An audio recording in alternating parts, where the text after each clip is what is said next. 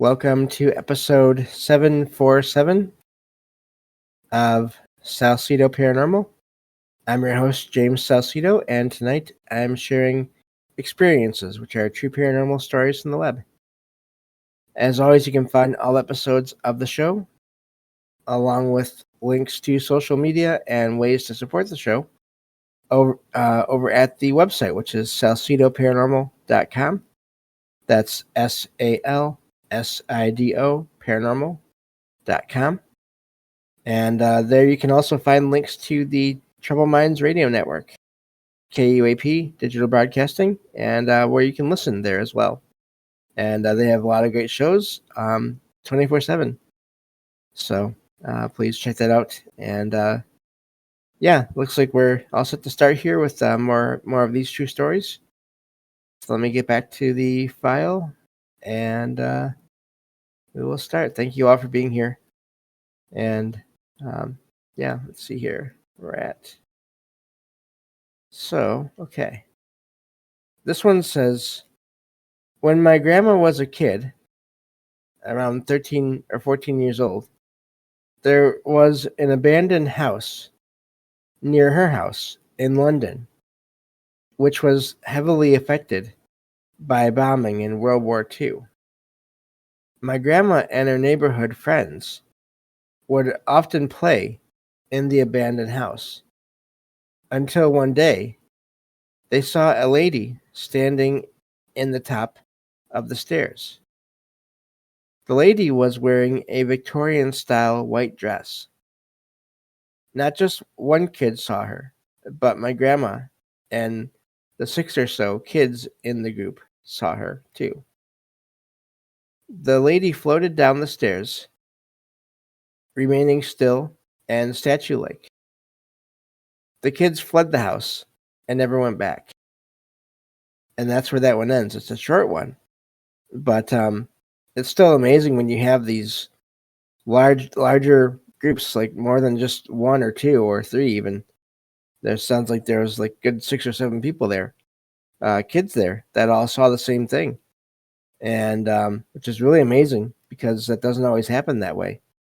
I would wonder again what the state of the house was, how broken down it was. If they ever even had a chance to go to the second floor, I would hope if it was too badly damaged, they didn't. But it sounds like they all saw sort of a classic apparition of a woman in a white dress, which every once in a while I do like to share those accounts where it is something that is a fairly common sighting in places. And I mean, I'm always very interested in the more complex or unique experiences as well. But sometimes I do like it when I can find these accounts that just they echo back to who knows how many other similar experiences throughout time. And that is definitely one of them. So just wanted to put that in there because I think it's important. These things, even though in a lot of cases they've become tropes in TV shows and horror movies and different things, writing fictional stories. There's a whole genre of fiction, especially way back when, of people writing fictional ghost stories. And I have a book, a PDF of a book that I might do a review of someday. And it's from, I believe, the 1800s, or maybe early 1900s. I forget now. But it's all ghost stories, but they're all fictional. But the thing is, with those stories, you can find accounts of similar things happening. So I might do that maybe after the Twilight Zone or some other time. We'll see. I'm sort of limited to how many shows per week I can do now. So have to be careful with that. But I think it's something to consider and to look into at one point. So, but yeah, I thought that was a neat encounter there. I wonder if it was a residual image of a woman that had lived in that house, or if it was an actual consciousness that was maybe even warning them to get out of the house because it wasn't safe. I can imagine that as well. Or it could have just been someone that was tired of kids playing in their house, even though it was, even in the state it was in. So a lot of possible options there. They didn't say if she appeared to look at them or not, so it's hard to know. But yeah, it's still a neat account of an encounter there. Moving on to the next one here. This one is definitely a bit longer. This one says, I worked as a delivery driver for a pizza chain in Texas and received an order for 2 pizzas to a neighborhood I had been in before, but to a house I had never been to. The order was taken by a teen girl who thought the man on the phone sounded weird and out of breath and might have been being inappropriate. So they didn't assign a female driver to take the order. I arrived at the house, which was dark and had a fenced-in front yard in need of trimming. I felt a sense of unease and checked my sidearm to make sure it was in place. As I got closer to the house, I heard muffled sounds of an angry man yelling, but couldn't make out what else he was saying. I knocked on the door, but there was no response. I yelled out, "Pizza," and heard a cabinet door slam shut, followed by silence. I tried calling the number on the ticket, but it just rang off the hook. I then walked to the back door, but it was boarded up. I felt a sense of dread, like I wasn't supposed to be there.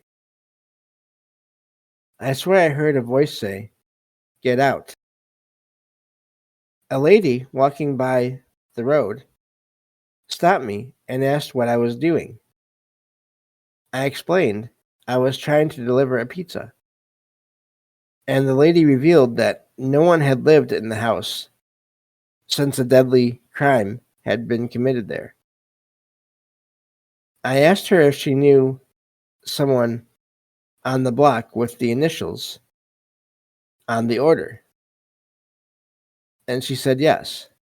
That was the man involved in the incident. She said he was always yelling, and the cops had shown up a few times in the past. I told the lady about hearing someone yelling inside the house, and she confirmed that was normal behavior for the man.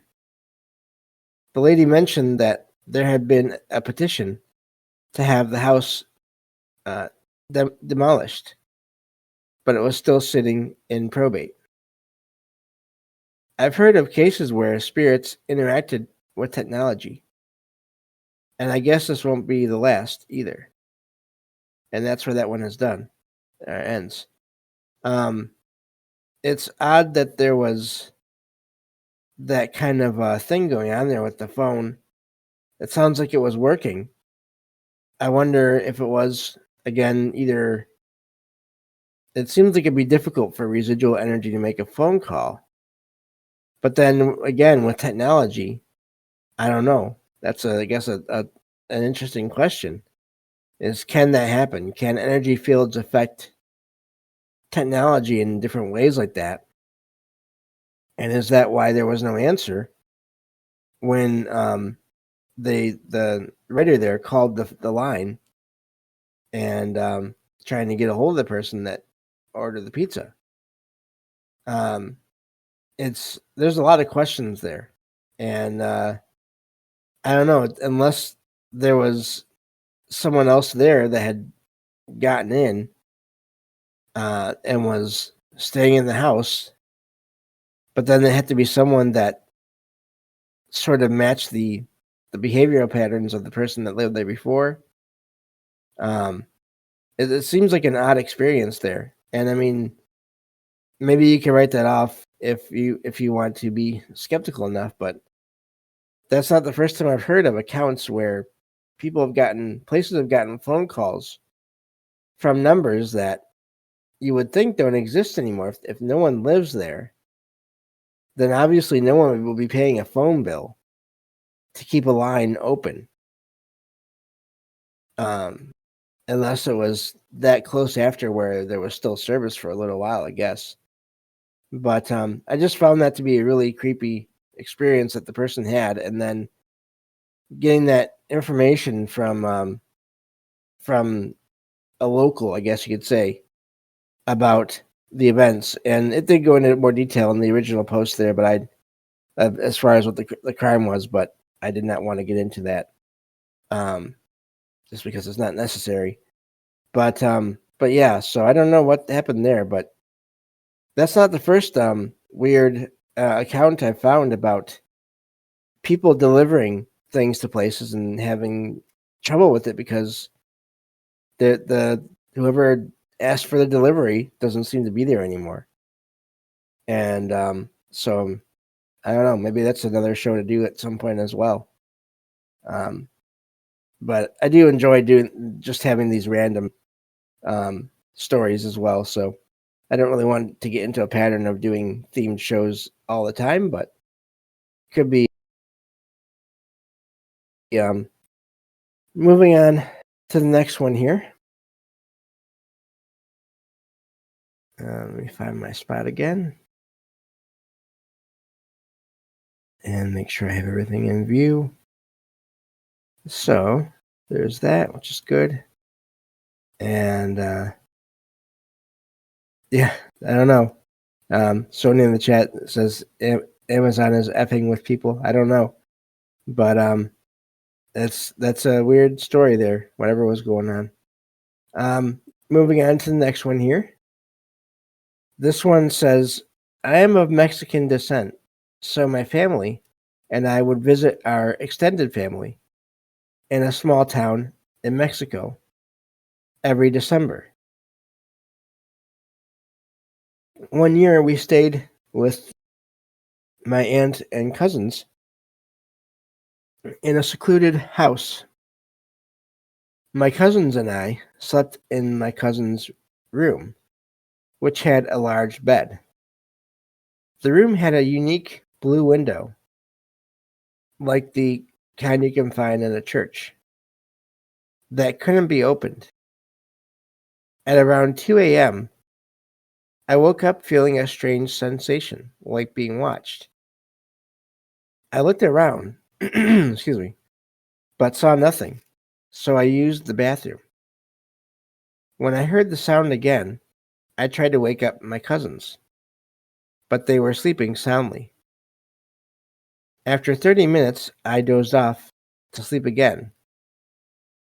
At exactly 6 a.m., I woke up again and heard the same uh, sounds that I heard earlier.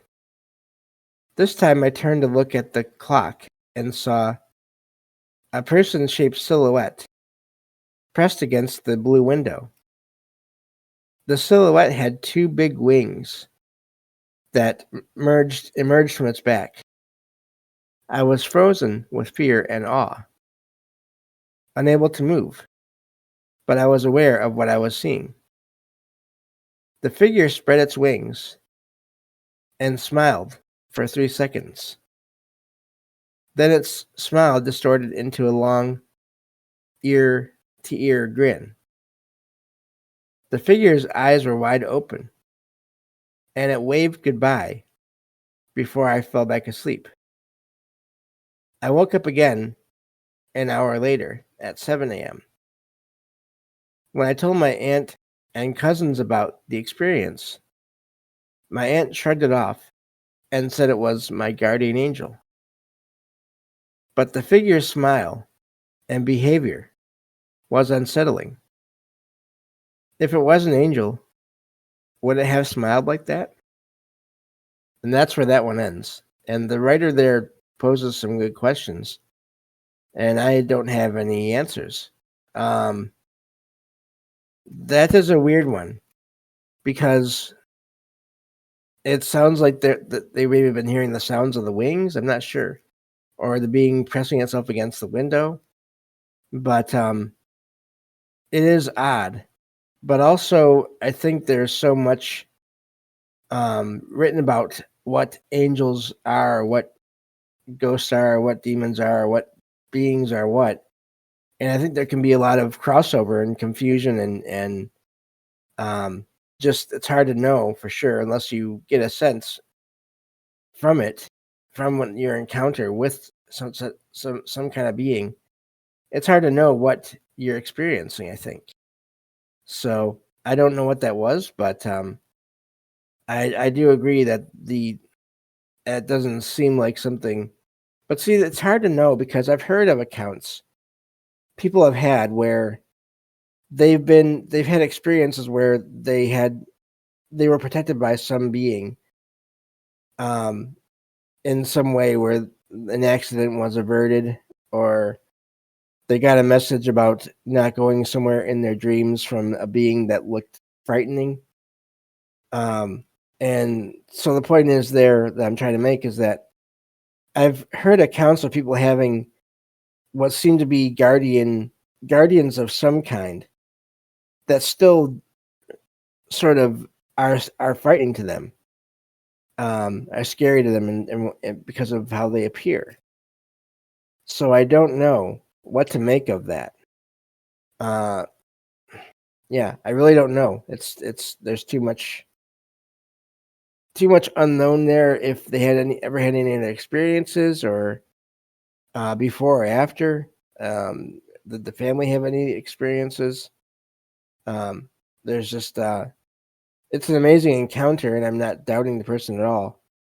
But and also it's odd that the writer's cousins could not be woken up, which you also hear about in a lot of encounters. So possibly whoever or whatever this was, it was focused in particular on the one person there, the writer there. And it was also focused on the one person that did not live, or one of the people that did not live on the property. So I wonder if that has any significance or not either. So all questions, no answers, but still an amazing account of an experience. So let's see here. I think we have time for at least one more, maybe two. And let me get back to the file. Might be one. Excuse me. This is another fairly long one. This one says, I live in a rural town in the western United States and have had this strange experience every night for the past 6 to 8 months. Every night when I go to bed, I hear voices. Sometimes it's the voices of family members. Other times it sounds like a group of old men, and sometimes it's too hard to tell.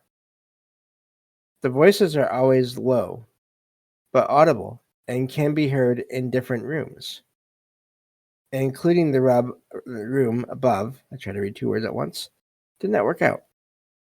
Downstairs and on the porch outside my window. I have tried to investigate the source of the voices, including tiptoeing into my children's room at night, only to find that the voices stop when I enter. I have also heard the voice of my father-in-law, who stayed with us for a summer, but it wasn't actually him speaking. I live in a small town, and I'm sure that it's not possible for people to be chatting on my porch or nearby, making it unlikely that the voices are coming from outside. I have been through a lot with my family. including 2.5 years in the ICU with my children. And I'm mentally tough, but the experience is still perplexing and inconvenient. I am a believer in the paranormal and often pray while the voices are happening. I am trying to think of every detail to share with others. I have found that turning on a fan or a fan app at high volume helps me fall asleep. And that's where that one ends. I'd be really curious, and it's something I don't think I'd really want to do, or I want the writer to do, and I don't think they probably want to do it either. But I'd really be curious if any of their children ever heard anything in the house. But I don't know. It's hard to know what's going on there, but voices are not uncommon in places, and there's so many possibilities I think that it can be. When it comes to especially just voices, I think it can be overlaps in time. I think it can be residual energy of previous people that live there. I think there's a lot of options there for what it could be. And hopefully, if that's all that's happening, as perplexing as it is, hopefully that's the most that ever happens there. And if that's the case, then hopefully they can adjust and move on, and maybe the voices will fade over time, hopefully. But I don't know how to explain that because there's too many possibilities there. Let's see how long the next one is. And maybe I'll just read it and make it it's a fairly short one, not too long. This one says, I started a new job as an overnight security officer on a large campus a month ago. But due to a non-disclosure agreement, I cannot reveal the name of my client. During my initial training on first shift, I heard stories about paranormal activity, including objects moving, doors opening and closing, and apparitions. But I was skeptical. I have a history of experiencing the paranormal and have been sensitive to it. But the buildings I trained in didn't feel threatening, so I dismissed the stories. After 2 weeks of working my regular shift, I started noticing things on my first day on third shift. I saw a shadow figure, a man leaning out of a bathroom door and glaring at me. I've heard bangs and bumps and whispers since starting as well. Despite feeling paralyzed and unsafe, I brushed it off and told myself it was an adjustment period and things would calm down with time. Yesterday, I learned that the building was built on top of a historical graveyard, and that the bodies were exhumed. There we go. Can't read that word. And moved across the street when the property was purchased. Tonight, while checking the emergency exits, I tried to go through a door that was held shut and would not slam or would not open, and then slam when I tried to re-enter the building. I have also encountered a massive shadow figure, at least 7 feet tall, in a loading area. But surprisingly, tonight was the least threatened I have ever felt in starting to work nights. And that's all the time we have for this episode. Thank you all for listening, and I will talk to you all next time on Salsido Paranormal. Take care.